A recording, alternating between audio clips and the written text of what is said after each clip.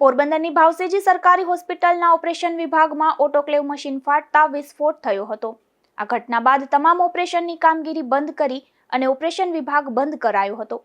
ત્યારે હવે આ ઓપરેશન વિભાગ ફરી શરૂ કરવામાં આવ્યો છે।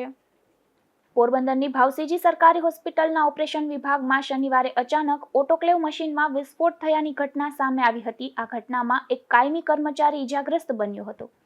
ત્યારે આ ઘટના બાદ ઓપરેશન વિભાગના તમામ મશીનોની ફિટનેસ તપાસ કરવા ઓપરેશન વિભાગ સંપૂર્ણ બંધ કરાયો હતો। હવે આ ઓપરેશન વિભાગમાં તમામ મશીનોની ફિટનેસ તપાસ પૂર્ણ થતા ફરી ઓપરેશન વિભાગ ચાલુ કરી ઓપરેશન શરૂ કરવામાં આવ્યા છે।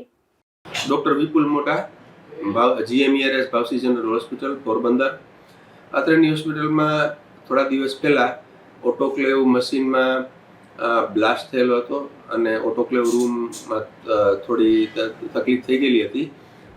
જે બધું કામકાજ થઈ ગયેલું છે PIO દ્વારા અને ઓટોક્લેવ મશીન બીજા હતા એ બધા રિપેર થઈ ગયા છે અને મંગળવારથી દરેક વિભાગના ઓપરેશન ચાલુ થઈ ગયા છે અને અત્યારે કોઈ પણ પેન્ડિંગ ઓપરેશન છે નહીં।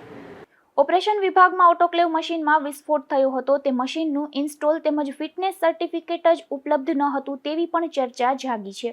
અશોક થાનકી, ગુજરાત ન્યૂઝ, પોરબંદર।